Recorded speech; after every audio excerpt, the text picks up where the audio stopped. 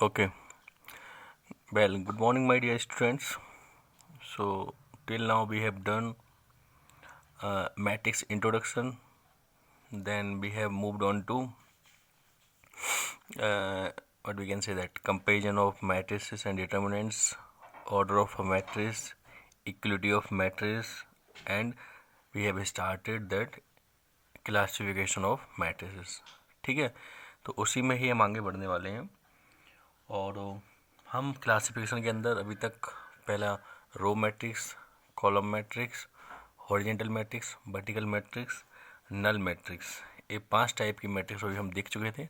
Next square matrix start करना था हमको, ठीक है ना. तो स्क्वायर मैट्रिक्स स्टार्ट करने से पहले हम एक और छोटी सी मैट्रिक्स देख लेते हैं जिसका नाम है सिंगलटन मैट्रिक्स. ठीक है, तो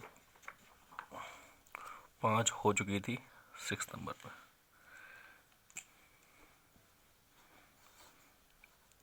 सिंगलटन मैट्रिक्स. सिंगलटन क्या मतलब आ रहा है इसका? जो नाम सजेस्ट कर रहा है, नाम क्या सजेस्ट कर रहा है कि ऐसी मैट्रिक्स जिसमें कितने एलिमेंट्स हो, कितने एलिमेंट्स हो, ओनली वन एलिमेंट. ठीक है, तो मैं क्या लिखूंगा, if in a matrix there is only one element, then the matrix will be singleton matrix.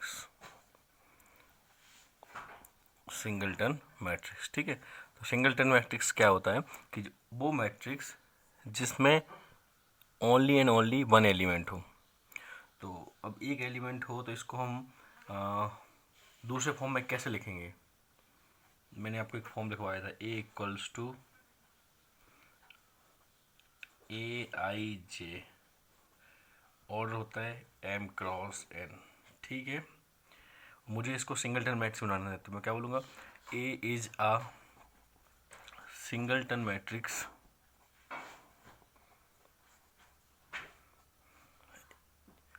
if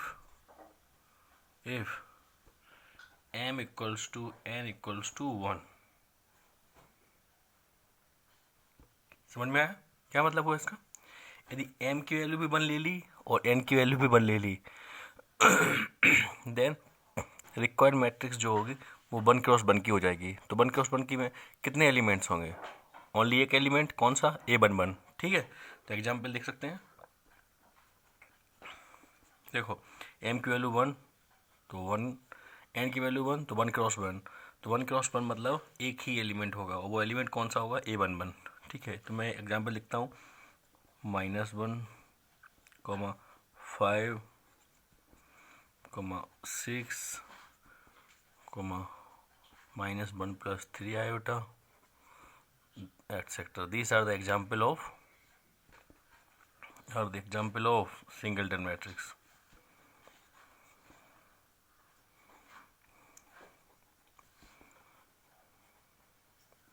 okay,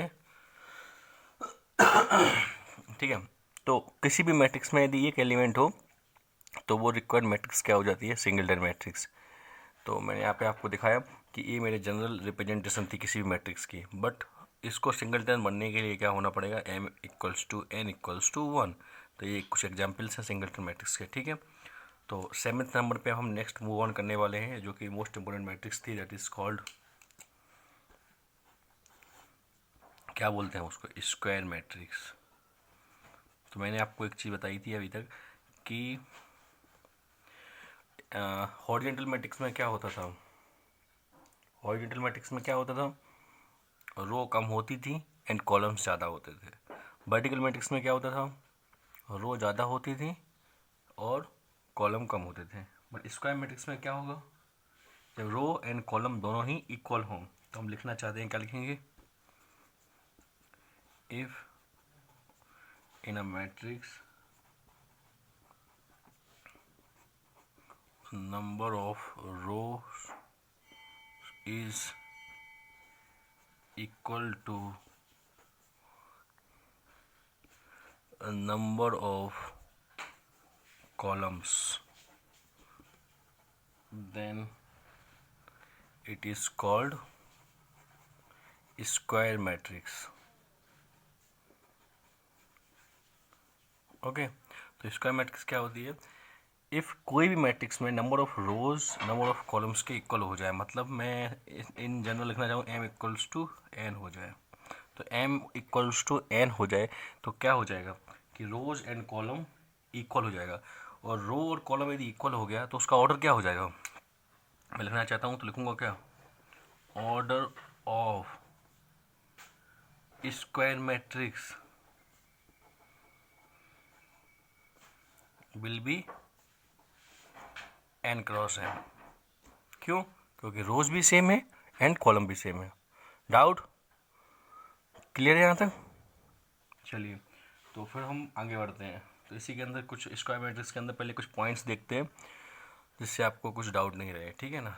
तो फर्स्ट पॉइंट इसी के अंदर ही, इसको ये लिखता हूँ मैं, ठीक है? If A is a square matrix then, मैंने आपको बताया था कि डिटर्मिनेंट होने के लिए क्या, डिटर्मिनेंट यदि होगा तो उसका ऑर्डर क्या होगा? सेम होगा। मतलब ऑर्डर मीन सेम, मतलब कि रोज एंड कॉलम सेम होंगी।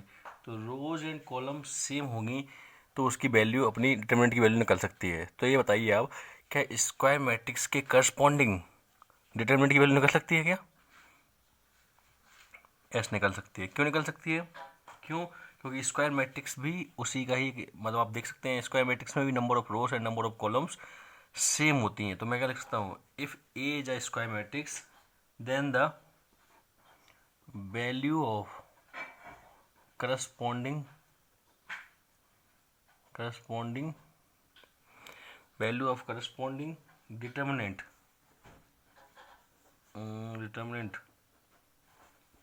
is called its determinant value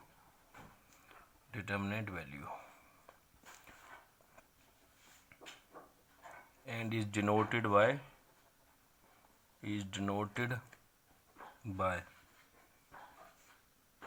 और डेट ए। ठीक है, दोनों ही तरीके हैं डिटर्मिनेंट को रिप्रेजेंट करने के। क्या क्या हुआ? If A is a square matrix then the value of corresponding determinant is called its determinant value and it is denoted by this is not a modulus. जो मॉडुलस पढ़ाया था आपको बेसिक मैथ्स में वो मॉडुलस नहीं है। ये चीज़ दिमाग में रखना, ये रिप्रेजेंट करने का एक तरीका है डिटर्मिनेंट को। ठीक है, कोई डाउट यहाँ पे? इसको लिख सकते हो आप, लिखना चाहो तो this is not algebraic modulus but it is a representation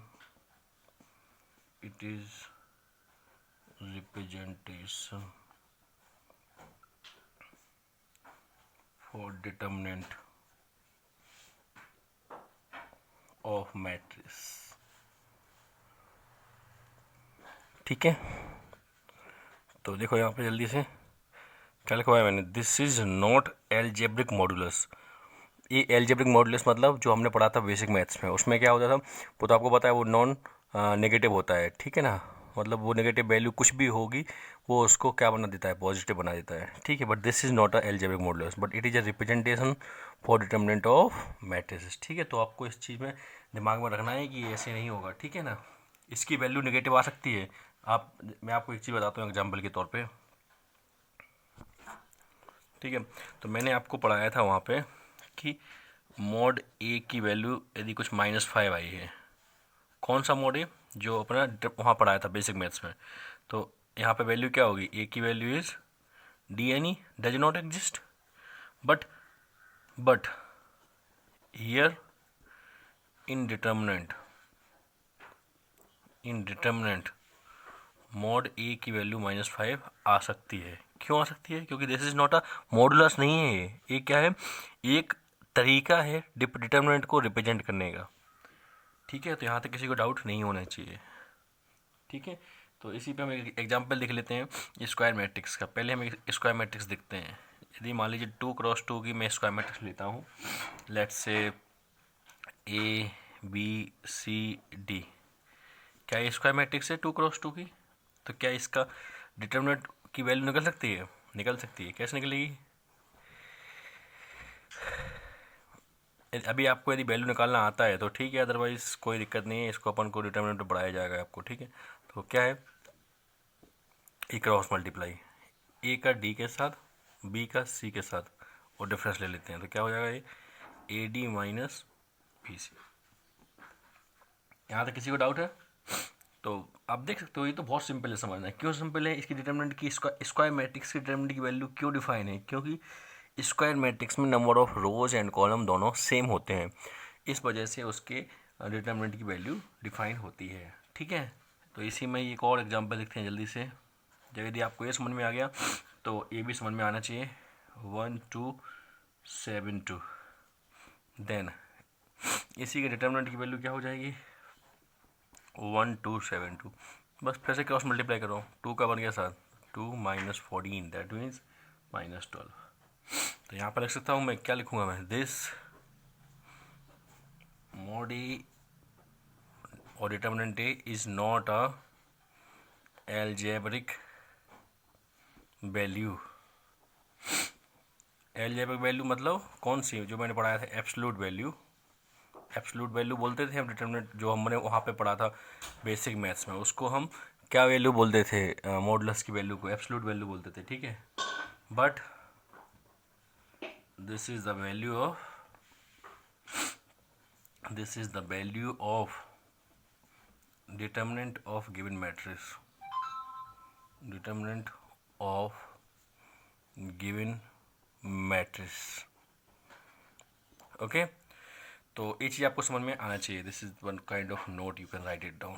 ठीक है, तो क्या हुआ, मैंने बताया आपको कि जो हमने बेसिक मैथ्स में पढ़ा था कि कोई भी मॉडुलस के सामने नेगेटिव वैल्यू होती है तो वो डज नॉट एग्जिस्ट होती है। बट डिटर्मिनेंट में क्या होता है कि वो हमारा मॉडुलस वैल्यू को नहीं बता रहा है। समझ में आ रही बात? वो कोई आपको वैल्यू को नहीं बता रहा है, एक जनरल रिप्रेजेंटेशन है। यदि मान लो किसी बच्चे का नाम कुछ भी है, राहुल है, तो राहुल एक क्या है, उसका नाम है। ठीक है ना, ऐसे ही डिटर्मिनेंट को रिप्रेजेंट करने का तरीका मॉड है, तो वो आपको लगेगा कि ये वैल्यू उसी की तरह है, बट ऐसा नहीं है। ठीक है, कोई डाउट है यहाँ तक?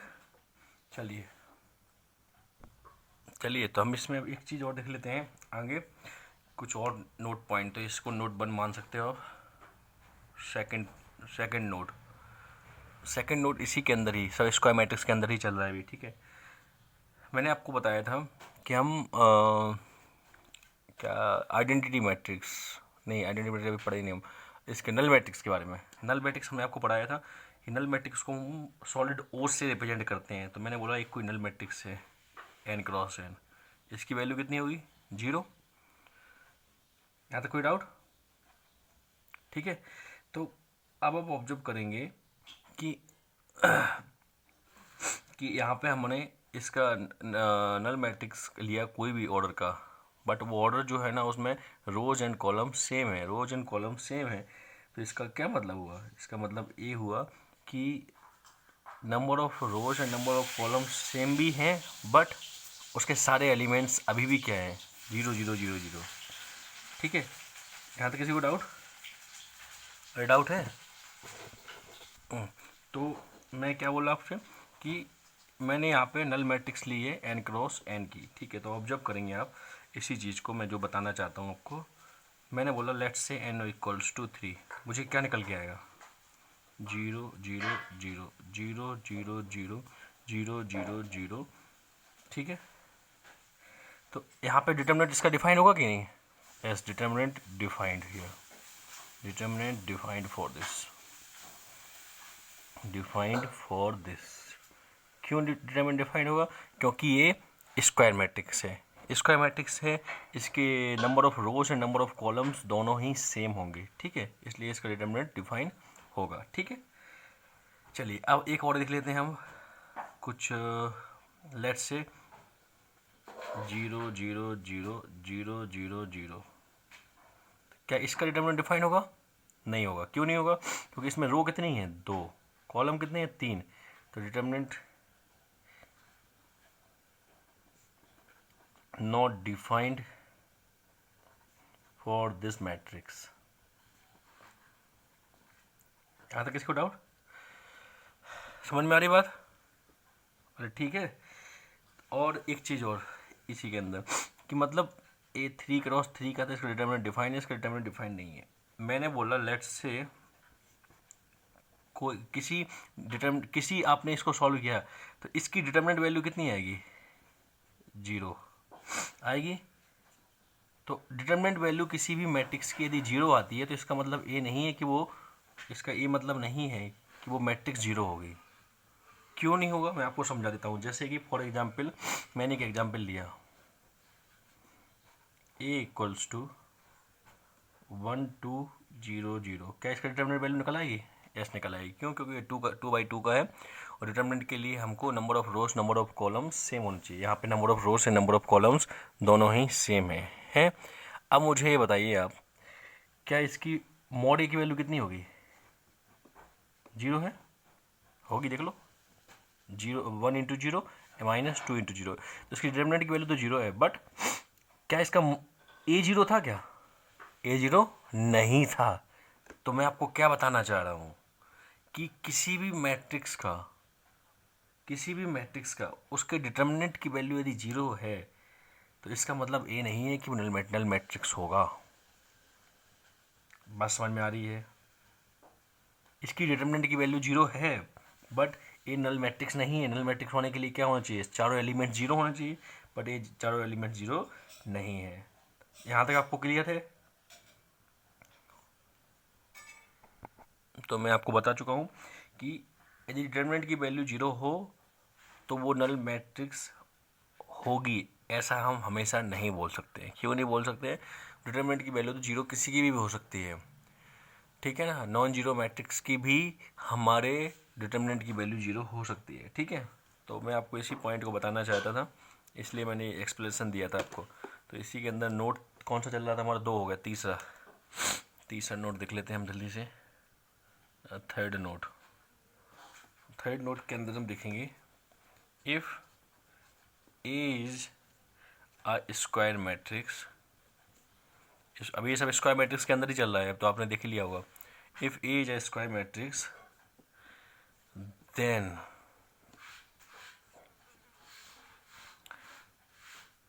A is called singular matrix. Singular matrix कब बोलेंगे? लेकिन इफ उसका डिटरमिनेंट की वैल्यू 0 के इक्वल हो, ठीक है। A is a square matrix, then हम ए को सिंगुलर मैट्रिक्स बोल सकते हैं इफ उसके डिटरमिनेंट की वैल्यू क्या हो? 0 के इक्वल हो, ठीक है। Next, A is called non singular matrix. Non singular matrix हम कब बोल पाएंगे? इसका उल्टा, मतलब इफ डिटरमिनेंट की वैल्यू 0 के इक्वल नहीं हो। यहाँ तक किसी को डाउट है? डिटरमिनेंट आपको निकालना 3/3 का और 2/2 का तो आपको क्लास 11th में ही आ जाता है, जब अपन मतलब बहुत सारे क्वेश्चंस स्ट्रेट लाइन में भी करते हैं, एरिया वाले, वहाँ सब आपको सॉल्व करना आ जाता है, ठीक है ना। तो इसमें कोई बड़ी बात नहीं है। वो नहीं आता है तो आपको डिटरमिनेंट चैप्टर में आपको ये सब चीज़ें आ जाएंगी, ठीक है। चलिए, तो ये चीज़ समझ में आना चाहिए कि if A is a square matrix then A is called singular matrix if उसका डिटरमिनेंट की वैल्यू 0 के इक्वल हो, and A is called non singular matrix if determinant की वैल्यू 0 के इक्वल नहीं हो, ठीक है।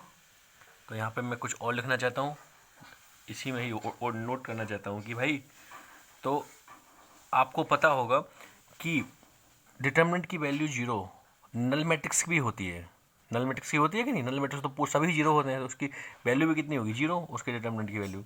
बट नल मैट्रिक्स और सिंगुलर मैट्रिक्स दोनों सेम नहीं होते हैं, ठीक है। तो लिख लो आप यहाँ पे, singular matrix and null matrix is not same quantity, ठीक है, यहाँ तक किसी को डाउट? कि सिंगुलर मैट्रिक्स नल मैट्रिक्स क्या होते हैं, सेम नहीं होते हैं। ठीक है, क्यों ये बात बोल रहा हूँ मैं आपको? ये सब चीज़ें आपको जब क्वेश्चन सॉल्व करोगे जेई मेन के एडवांस के, तो वहाँ पे ऑप्शंस में आपको डिफरेंट काइंड्स ऑफ मैट्रिक्स जो होंगे वो आपको फंसाएंगे। तो आपको फंसना नहीं है, आपको आगे निकलना है। ठीक है, और कैसे आप निकलोगे उस सब चीज़ों के लिए हम आपको पहले डिटेल में सब चीज़ें बताना ज़रूरी है। ठीक है, तो इसको थोड़ा सा रीजन भी लिख देता हूँ। रीजन क्या लिखूँगा मैं इसको? Because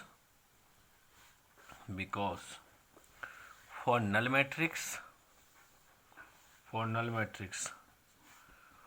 all entries or elements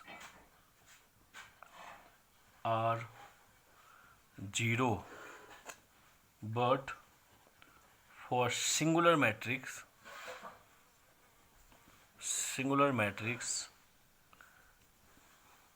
determinant की वैल्यू 0 के इक्वल होना चाहिए, being all entries may be non-zero and also square matrix तो होना ही पड़ेगा, वो तो आपको पता ही है, बेसिक कंडीशन है। ठीक है, यहाँ तक कोई डाउट है? एक और एग्जांपल लिख लेते हैं आपको जल्दी समझाने के हिसाब से। 105000789। ठीक है, चलो देखते हैं इसका। ये मैट्रिक्स जो है, क्या ये नल मैट्रिक्स है? नहीं है। क्यों नहीं है? क्योंकि इसमें सारे एलिमेंट्स 0 नहीं हैं, पर 3/3 की है। सही बात है, स्क्वायर मैट्रिक्स तो है।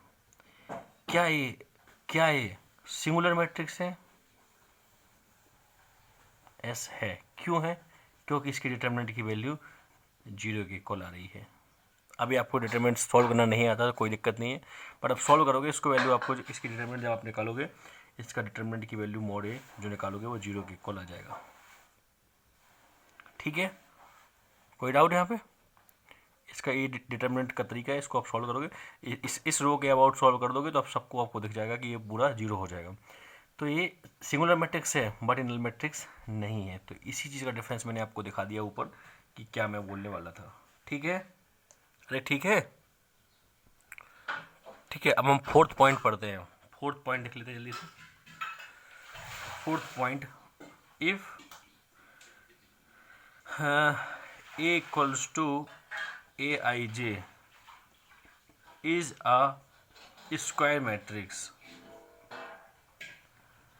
of order n, then अब आप बोलेंगे कि सर आपने सिर्फ n ही क्यों लिखा ऑन के लिए, ऑर्डर के लिए? क्योंकि ऑर्डर में तो आपको पता है number of rows and number of columns दोनों ही मेंशन करने चाहिए, बट ए क्या है?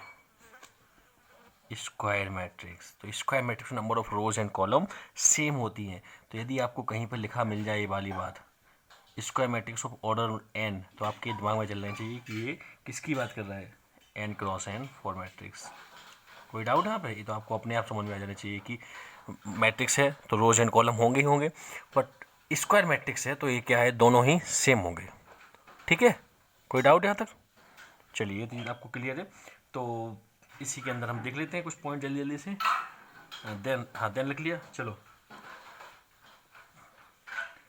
Elements Aij are said to form principal diagonal. ये जो वर्ड मैं बोल रहा हूँ ये आप अच्छी तरह समझ लेना, क्योंकि ये आपको इम्पोर्टेंट वर्ड है। प्रिंसिपल डायगोनल और मेन डायगोनल,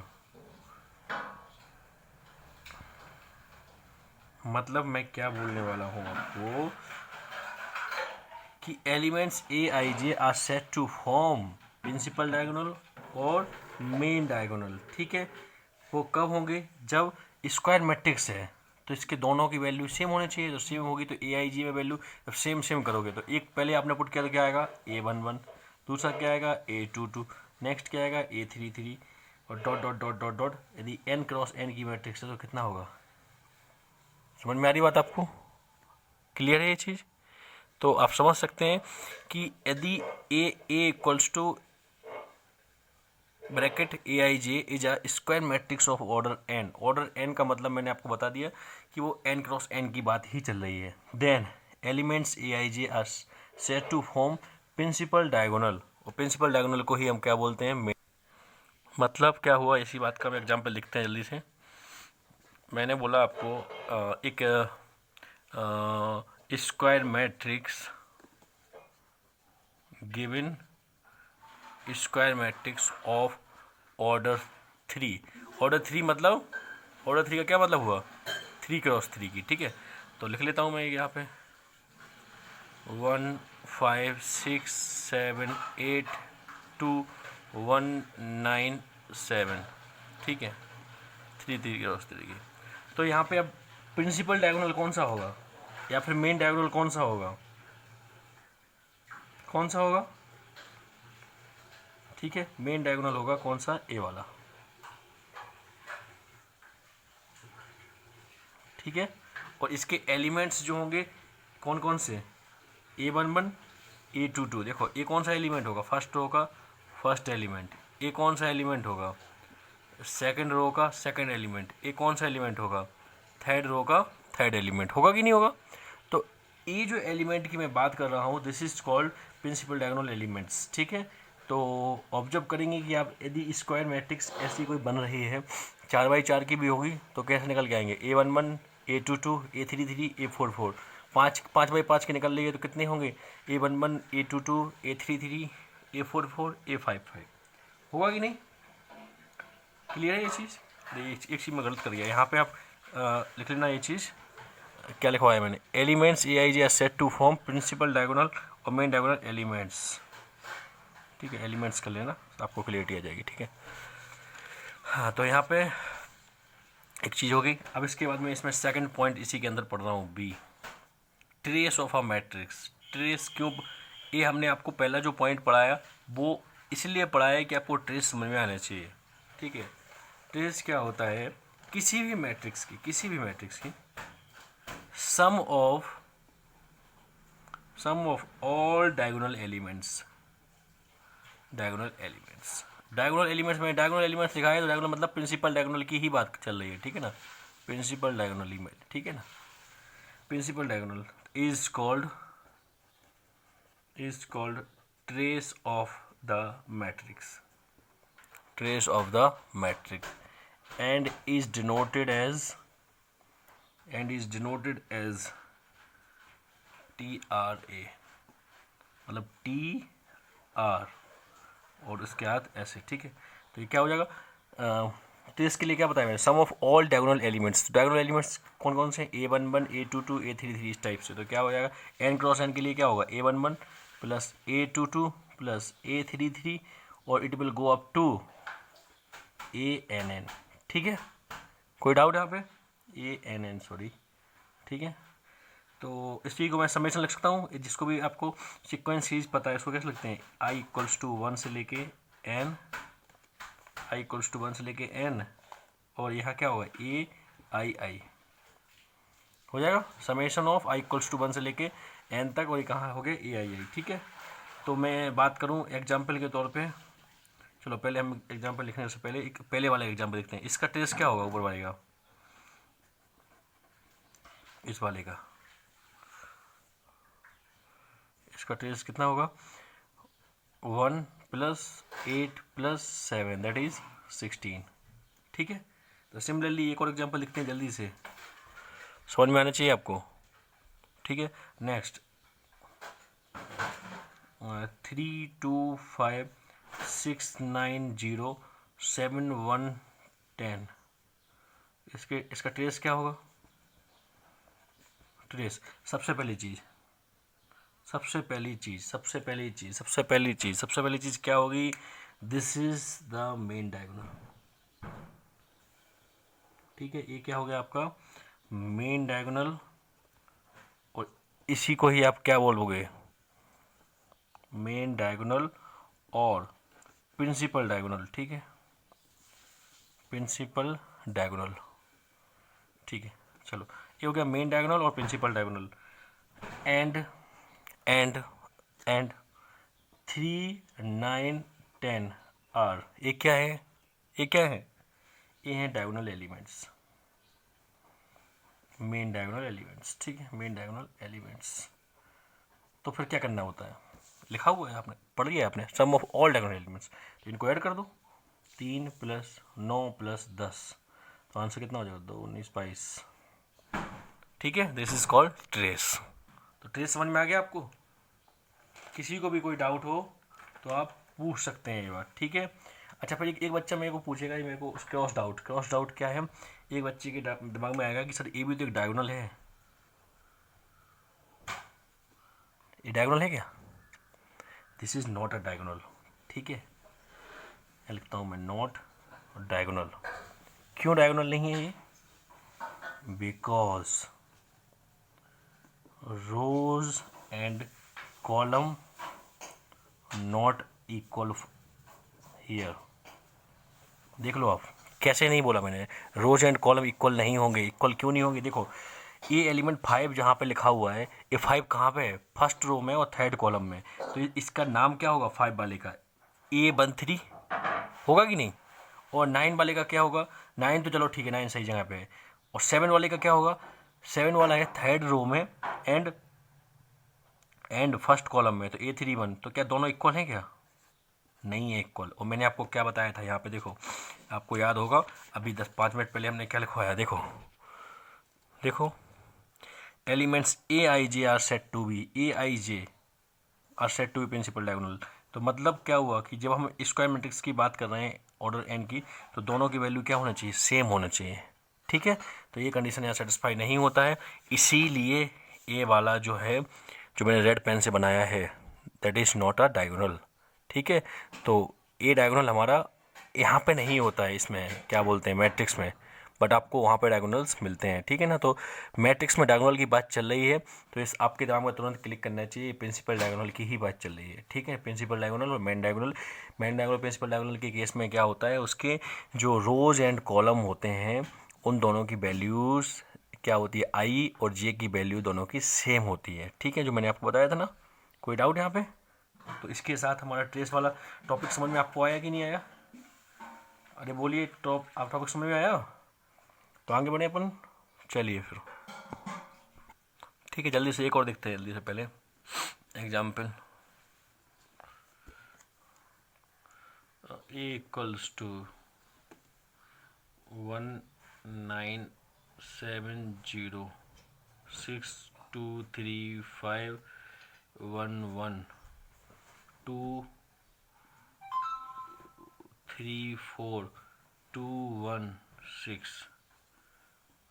ऑब्जर्व करिए, ये कितने बाई कितने की हो गई स्क्वायर मैट्रिक्स, 4x4 की हो गई कि नहीं? देखो 1 2 3 4 6 9 2 1 2 3 7 6, हाँ 4x4 की हो गई, 4 रो 4 कॉलम। तो इसके केस में मेन डायगोनल कौन सा होगा? This is our main diagonal. ठीक है, इसी को हम प्रिंसिपल डायगोनल बोलते हैं। और डायगोनल एलिमेंट्स कौन से हो गए? 1970। ठीक है, तो इसकी ट्रेस क्या होगी? Trace will be 1 + 9 + 7 + 0, that will be 16 17। ठीक है, कोई डाउट? तो इसी पे एक क्वेश्चन कर लेते हैं अच्छा सा, थोड़ा सा। Question number 1, let A = AIJ is a square matrix of order n and Aij = 2i + 3i square, then find trace A। ठीक है, तो मुझे दिया हुआ है कि A जो है ना वो क्या है, AIJ स्क्वायर मैट्रिक्स से कितने ऑर्डर की, n ऑर्डर की। ठीक है, तो मुझे AIJ की वैल्यू इसमें फाइंड करना है, मतलब ये ट्रेस की वैल्यू फाइंड करना है। तो आपको अभी 2 मिनट पहले मैंने आपको पढ़ाया ट्रेस क्या होता है। Trace is the A11 + A22 + A33 + ANN तक। ये क्या लिखा हुआ है? ये लिखा हुआ है मेरा A22। ठीक है, इसी को मैंने आपको बोला है कि इसको अपन समेशन फॉर्म में कैसे लिखते हैं, समेशन ऑफ i = 1 से लेके n तक AII। बोलते थे कि नहीं, ए आई आई, ठीक है। तो बस कोई दिक्कत ही नहीं है, उठाओ। आई इक्वल्स टू 1 से लेके एन, ए आई की वैल्यू अपन को पता है 2i प्लस 3i स्क्वायर। अब जिसको भी सीक्वेंस एंड सीरीज के बेसिक फॉर्मूला याद है तो अपन इसको क्या कर सकते हैं, खोल दो तो क्या होगा, आई इक्वल्स टू 1 से लेके एन तक, 2 बाहर आ जाएगा, आई प्लस 3 बाहर आ जाएगा, आई इक्वल्स टू 1 से लेके समेशन अंदर जाएगा, आई स्क्वायर। तो ये क्या हो गया, sum of N natural number. One जब वन पुट करोगे 1 2 3 तो ये कितना हो गया, 2 टाइम्स ऑफ, उसका फॉर्मूला कितना होता है, एन इंटू एन प्लस 1/2, ठीक है। और इसका फॉर्मूला क्या होता है, ये क्या होगा, 1 square plus 2 square plus 3 square plus 4 square dot dot dot ले जाके एन स्क्वायर तक। तो इसका आपको फॉर्मूला बताया हुआ है N into N plus 1 into 2n+1। ये आपको सिक्वेंस एंड सीरीज में आपको ड्राइव करवाया था, तो you should know that thing, ठीक है। यहाँ से 3 से ये कट गया तो 2 हो गया, और यहाँ से 2 से 2 कट गया, ठीक है। अब बचा क्या है, इसमें कुछ कॉमन लेने लायक है, हाँ ले सकते हैं। क्या लेंगे अपन, एन इंटू एन प्लस 1 को कॉमन ले सकते हैं। तो एन इंटू एन प्लस 1 को कॉमन ले लेते हैं, तो यहाँ पे कितना होगा, 1 प्लस 2n+1/2, ठीक है। दैट इज़, इसको यहाँ पर ले जाओ, 2 प्लस 2n+1, तो ये हो गया हमारा कितना, एन इंटू एन प्लस 1 और 2n+3/2 इज द आंसर, ठीक है। तो this is all about this question, ठीक है। सिंपल क्वेश्चन है बट समझ में आना चाहिए, ठीक है। ठीक है, तो हम थोड़ा प्रॉपर्टीज़ देख लेते हैं ट्रेस की। तो हेडिंग डालिए, properties of trace of a matrix, ठीक है। तो प्रॉपर्टीज़ को स्टार्ट करने से पहले मैं आपको पहले थोड़ा कंसिडर करता हूँ। Let A equals to A I I N cross N and B equals to A J J N cross N and lambda be a scalar, ठीक है। ए दो मैट्रिक्स हैं, कौन कौन सी, A and B are 2 matrix हैं, दोनों ही स्क्वायर मैट्रिक्स हैं। स्क्वायर मैट्रिक्स पता क्या चला, एन क्रॉस एन का ऑर्डर देख के, समझ में आई बात, ठीक है। तो दोनों को देख के आपको स्क्वायर मैट्रिक्स के बारे में थोड़ा आइडिया लग गया होगा, ठीक है। तो इसकी हम कुछ प्रॉपर्टीज़ के बारे में जानकारी निकालने वाले हैं। तो पहली प्रॉपर्टी क्या है इसमें, कि trace of lambda into A, lambda into A, ठीक है। लैम्डा क्या है, लैम्डा एक स्केलर है, लैम्डा क्या है, स्केलर है। तो हम लैम्डा को बाहर निकाल सकते हैं। मतलब क्या हुआ, एक कोई मैट्रिक्स थी लैम्डा ए, उसकी ट्रेस ले लो, चाहे फिर लैम्डा को बाहर निकाल के ट्रेस ए की ले लो, दोनों ही सेम होगा, ठीक है। Second property, trace of A minus B. हमने क्या किया कि अभी मैंने आपको डिफरेंस सिखाया नहीं है, दो मैट्रिक्स का डिफरेंस कैसे लेते हैं बाद में बताएंगे आपको। ए माइनस बी, उन मैट्रिक्स का मैंने डिफरेंस लिया, उसका ट्रेस लिया, या फिर मैं चाहूँ तो पहले ट्रेस ले लूँ ए का और माइनस ट्रेस ऑफ बी, ये दोनों बात सेम हुई, ठीक है। चलो थर्ड पॉइंट देखते हैं इसी के अंदर। थर्ड पॉइंट क्या होगा हमारा, ट्रेस ऑफ ए बी। मतलब मैंने क्या किया, ए मैट्रिक्स को बी मैट्रिक्स को मल्टीप्लाई कर दिया। मल्टीप्लिकेशन ऑफ मैट्रिक्स मैंने अभी पढ़ाया नहीं, आपको पढ़ाएंगे बाद में। तो उन दोनों को मल्टीप्लाई करने के बाद उसका जो ट्रेस लिया, या फिर मैंने क्या किया कि पहले बी को और ए के साथ मल्टीपल कर दिया, उसका ट्रेस लिया, तो उसकी वैल्यू भी सेम ही आएगी। बट आपको मैं एक चीज़ बताना चाहता हूँ, अभी जब आप मल्टीप्लिकेशन पढ़ेंगे आपको समझ में आएगा कि ए बी और बी ए में क्या डिफरेंस होता है, ठीक है। तो अभी वहाँ वो नहीं पहुँचे हैं, तो अभी आपको उसके लिए कोई थोड़ा रुकना पड़ेगा, ठीक है। तो नेक्स्ट फोर्थ पॉइंट क्या होता है, ट्रेस ऑफ आई एन। अभी हमने नहीं पढ़ा है आपको, आइडेंटिटी मैट्रिक्स की बात चल रही है, ठीक है। Identity matrix of order N, तो इसका जो ट्रेस होता है वो हमेशा क्या होता है, आइडेंटिटी मैट्रिक्स क्या होती है मैं आपको यहाँ पे थोड़ा सा दिखा देता हूँ। इसके सब लीडिंग एलिमेंट होते हैं 1 1 1, बाकी सारे एलिमेंट्स 0 0 होते हैं। इसके बारे में पढ़ेंगे अपन अभी आगे चल के, ठीक है। तो लीडिंग एलिमेंट्स सब होते हैं 1 1 1, बाकी सब। तो आप ये बताइए, इन सबको आप जोड़ दीजिए, ए एन टाइम्स हैं, सबको जोड़ दीजिए, एन टाइम्स होने पे तो ये कितना हो जाएगा, 1+1+1 n टाइम्स, तो आंसर कितना होगा n। ठीक है, चलिए इस पे अपन आएंगे, अभी आइडेंटिटी मैट्रिक्स पर भी पहुँचे नहीं है पर अपन। नेक्स्ट ट्रेस ऑफ, अभी अपन ने पढ़ा था नल मैट्रिक्स। अब नल मैट्रिक्स तो आपको पता ही है भाई, सारे एलिमेंट्स जीरो होते हैं, तो उनके प्रिंसिपल एलिमेंट्स या फिर लीडिंग एलिमेंट्स भी क्या होंगे, वो भी जीरो हो जाएंगे, तो सम कितना हो जाएगा, जीरो। नेक्स्ट 6 नंबर वाली एक प्रॉपर्टी और बचती है, trace of A, trace of A और ट्रेस ऑफ ए का ट्रांसपोज। ट्रांसपोज अभी नहीं पढ़ाया आपको, पढ़ाएंगे अपन। इसी ट्रांसपोज को अपन ऐसे भी लिखते हैं, ठीक है। अभी देखो दो चीज़ें नहीं पढ़ी हैं, उसको घबराने वाली बात नहीं है, अभी आगे पढ़ेंगे अपन। ये मल्टीप्लिकेशन ऑफ मैट्रिक्स और ये डिफरेंस ऑफ मैट्रिक्स। इस ये जो है ना ए के ऊपर, दिस इज ट्रांसपोज। इसको ट्रांसपोज को या तो मैं ऐसे लिख लूँ या फिर मैं ऐसे लिख लूँ, दोनों ही सेम बातें। आगे आपको ये सब टॉपिक्स कवर किए जाएंगे, ठीक है। अभी के लिए अब बैठे इसी के अंदर ही करेंगे नेक्स्ट टॉपिक्स में, ठीक है। And one more thing that transpose of A B matrix का transpose of A into transpose of B ऐसे नहीं लिख सकते हैं। क्यों नहीं लिख सकते हैं?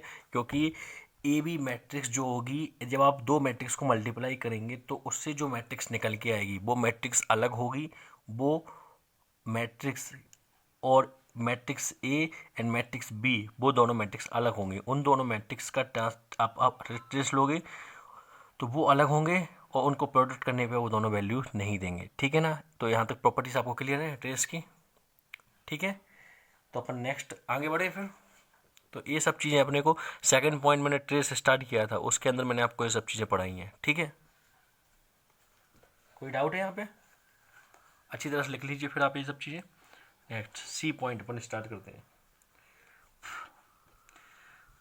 For a matrix, for a square matrix आप लिखिए, क्योंकि सब स्क्वायर मैट्रिक्स के अंदर ही चल रहा है वैसे भी। For a square matrix the elements aij and aji are called conjugate elements, ठीक है। मतलब क्या मतलब हुआ, अभी देखो, अभी आप एग्जाम्पल देखो। मतलब दिस इज कॉन्जुगेट एलिमेंट क्या होता है मैं आपको बता देता हूँ। Alpha beta gamma delta M N A B C, ये आपको स्क्वायर मैट्रिक्स दिख रही है कितने ऑर्डर की? 3 की, ठीक है। 3 बोलो या फिर 3x3 बोलो, बात सेम है, मैंने आपको ऑलरेडी ये सब चीज़ें बोल चुका हूँ। तो ये ऑर्डर 3 की हमको स्क्वायर मैट्रिक्स दिख रही है, ठीक है। अब मैं यहाँ पे बोल रहा हूँ कि ये कॉन्जुगेट एलिमेंट होना चाहिए एक दूसरे के। तो कॉन्जुगेट एलिमेंट्स क्या होते हैं कि जिसका ए आई जे एंड ए जे आई दोनों ही एक दूसरे के कॉन्जुगेट होते हैं। मतलब क्या हुआ, मतलब ये हुआ कि आप देखिए, दिस इज कौन सा एलिमेंट है, A11, दिस इज A22 और दिस इज A33, ठीक है। और ए कौन सा एलिमेंट है, A12, फर्स्ट रो सेकंड कॉलीमेंट। और ए कौन सा है, सेकंड रो फर्स्ट एलिमेंट। तो अब देखिए आई जे का मतलब क्या हुआ और जी आई का क्या मतलब हुआ, एक दूसरे को इंटरचेंज कर देना। तो यदि ये A12 है तो ये क्या हो गया A21। तो यहाँ पे बीटा और डेल्टा ये दोनों, तो beta and delta are conjugate elements with respect to diagonal. अरे होंगे कि नहीं होंगे? चलिए नेक्स्ट। सिमिलरली ये थर्ड गामा जो है वो कौन सा एलिमेंट है, फर्स्ट रो का थर्ड एलिमेंट है कि नहीं है। सिमिलरली ए जो है वो क्या होगा, ए हमारा क्या है, थर्ड रो का और फर्स्ट कॉलम का। तो A31 और A13 इन दोनों के लिए इक्वल हो गया। तो यहाँ पे क्या होगा, gamma and A are conjugate element with respect to diagonal. कोई डाउट यहाँ पे? Next one more thing is there, that is N कौन सा हुआ, एन हुआ है हमारा सेकंड रो का और थर्ड कॉलम का A2 3 और बी जो हुआ वो हमारा कौन सा हुआ थर्ड रो का और सेकंड कॉलम का। और ये गड़बड़ हो गया क्या? नहीं, हाँ ठीक है। तो देखो A2 3 और A3 2, तो यहाँ पे N and B are conjugate element with respect to diagonal. तो ये चीज़ आपको समझ में आनी चाहिए। तो मैं ये जो कॉन्जुगेट एलिमेंट्स का मतलब क्या होता है कि जहाँ पे आपको इन एलिमेंट्स को छोड़ के, देखो ये तो हो गए कौन से प्रिंसिपल एलिमेंट्स, इनको तो अपन क्या बोलते हैं, प्रिंसिपल डायगोनल और मेन डायगोनल और लीडिंग डायगोनल एलिमेंट्स। ये सब बातें कहीं ना कहीं क्वेश्चन में आपको टकराएंगी, ठीक है। जो मैं बोल रहा हूँ उसको सुनिए, प्रिंसिपल डायगोनल और मेन डायगोनल और लीडिंग डायगोनल एलिमेंट्स, ठीक है। तो ये तो आपको एक ही एक होने वाले हैं, क्यों? क्योंकि A11 तो एक ही रहता है ना ये एक मैट्रिक्स में, A22 A2 3 बट यहाँ पे A12 है और इसी का कॉन्जुगेट A21। तीसरा वाला एलिमेंट A13 है तो इसी का कॉन्जुगेट A31। समझ में आ रही होगी बात? पक्का क्लियर है ये चीज़? तो ये चीज़ आपको क्लियर होनी चाहिए, ठीक है। ठीक है, तो इस पर एग्जाम्पल लिखते हैं जल्दी से। हमको कॉन्जुगेट एलिमेंट्स की बात करनी है, तो कॉन्जुगेट एलिमेंट्स की बात करनी है तो आपको मैं एक एग्जाम्पल बता दिया हो, फिर भी एक और बताता हूँ। चलो, MNP QRS TUV, ठीक है, ये 3x3 की मैट्रिक्स है। तो M हमारा क्या होता है? M here it is, M क्या है? A11। R क्या है? A22। A22 समझ में आ रहा है सब क्या है? ये सब ये क्या है एक्चुअली? फर्स्ट रो का फर्स्ट एलिमेंट, सेकंड रो का सेकंड एलिमेंट, थर्ड रो का थर्ड एलिमेंट, ठीक है ना। मतलब first row first column, second row second column, third row third column, ठीक है। अब N क्या है? N है भाई first row second column. P क्या है? First row and third column, है कि नहीं है? और S क्या है? S है मेरा सेकंड रो थर्ड कॉलम। देखो सेकंड रो थर्ड कॉलम, ठीक है। तो अब बात करते हैं Q की। Q क्या है? Q क्या है मेरा? सेकंड रो फर्स्ट कॉलम, तो A21, है कि नहीं है? तो अब ऑब्जर्व करो Q और N, Q एंड N पहला पेयर। नेक्स्ट T क्या है मेरा? थर्ड रो और फर्स्ट कॉलम, तो और A13, तो यहाँ पे P एंड T, ठीक है। U क्या है मेरा? थर्ड रो, सही है ना? हाँ, सेकंड कॉलम, तो 3 2, तो देखो ये दोनों, ठीक है। तो U एंड S ये क्या है? एक दूसरे के conjugate elements of each other, एक दूसरे के कॉन्जुगेट हैं, each other with respect to, किसके रिस्पेक्ट में? डायगोनल के रिस्पेक्ट में, ठीक है। तो यहाँ तक आपको कोई डाउट नहीं होना चाहिए, ठीक है। तो इसके साथ मैं आज का ये टॉपिक है इसको यहाँ पे वाइंड अप करूँगा। आप लोग चाहें तो थोड़ा बहुत तो एग्जाम्पल वगैरह मैं आपको, अभी इस लेक्चर में तो एग्जाम्पल अभी पॉसिबल नहीं है क्योंकि अभी हमने क्वेश्चंस किए ही नहीं हैं। अभी थोड़ा और टॉपिक पढ़ना है, स्क्वायर मैट्रिक्स को कंप्लीट करना है, तो उसके बाद हम लोग क्वेश्चंस कर पाएंगे। तो हम नेक्स्ट अब स्टार्ट करेंगे डायगोनल मैट्रिक्स से। नेक्स्ट सेशन में अब डायगोनल मैट्रिक्स से स्टार्ट करेंगे, ठीक है।